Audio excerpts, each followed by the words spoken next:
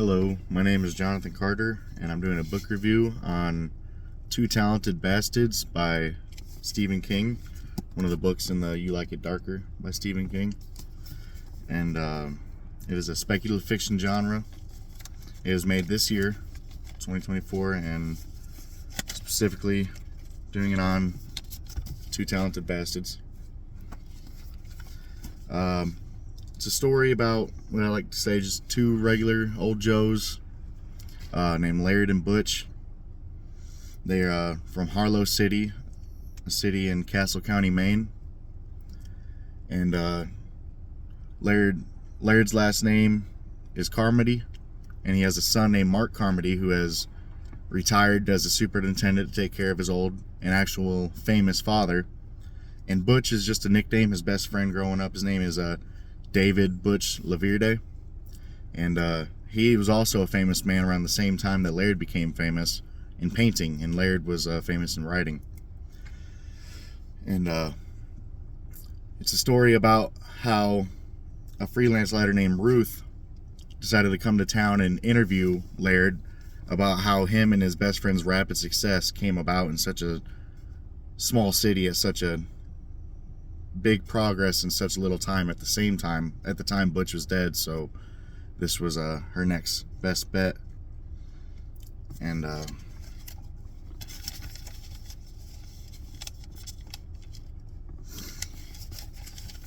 like to read a passage from it on page 25. This is around the time that Laird was on his deathbed, and his son Mark, who has been taking care of him for so long, decided to, stay with him. And they're talking about hip replacement surgery because he had recently fallen in his garden, and they took him to the hospital and they said that his hip was shattered. But on page 25 it reads, talking about Laird, he held up a hand in his old imperious stop gesture. "Do not do that, I'm not a baby." "I know, but you look like a crazy person," said Mark. The hand dropped to the sheet. "All right, but only because I once changed your shitty diapers." I guess it had probably been Mom's job, but I didn't argue. I just put his hair as right as I could. "Pop, the doc is trying to decide between if you should have hip replacement." "Hush up," he said. "My pants are in the closet." "Dad, you're not going anywhere." He rolled his eyes. "Jesus Christ, I know that. Bring me my key ring." I found it in his left front pocket beneath a little jingle of change. He held it close to his eyes with a trembling hand. I hated to see that tremble. And picked up through his keys until he found a small silver one. "This opens the bottom drawer of my desk. If I do not pull through this clusterfuck, Pop, you'll be fine." He held up his hand with the keys in it, his old gesture. "If I don't pull through, you'll find the explanation for my success and Butch's in that drawer. Everything that woman, I can't recall her name just now, was curious about. She wouldn't have believed it, and you won't, but it's the truth. Call it my last episode of the world." "Fine, I understand. Now what about the operation?" "Well, let's see. Let's think this through. If I don't have it, what, a wheelchair and a nurse, I suppose?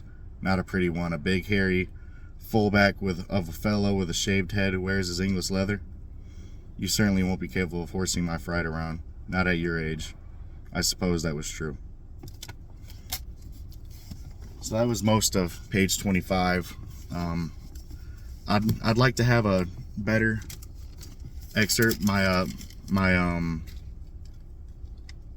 favorite excerpt from it, but it kind of gives away too much. So what the truth that he's trying to seek is on a hunting trip, their annual hunting trip in '78. Butch and Laird went on their hunting trip and come back to their families, including his own wife and his son's mother. And he was pale in the face, and he was back late, and they're wondering what's going on with him. He said, "I just gotten lost." And they couldn't believe it, but for years that's what they had to believe, up until he gave him that key and he opens up the drawer and it tells the truth. A book that he was writing, which was actually nonfiction to him, and it was his and Butch's experience, and he explains how they got his writing success and Butch's painting success so rapidly, so out of the blue. And so a question you could ask is, what kind of choices did the characters make to create excitement? I'd say one of the best ones is what I just talked about, how when he came back and he just lied to him. He said that he got lost, but clearly reading throughout the book you could tell that was not true.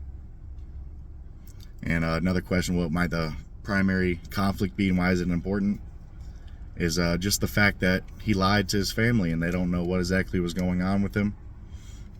And it's a conflict that he had to deal with in his entire family and himself, just holding in that lie. And I think it's important because you read throughout the whole book, it builds that suspense that you want to find out what really happened and maybe the family's reaction.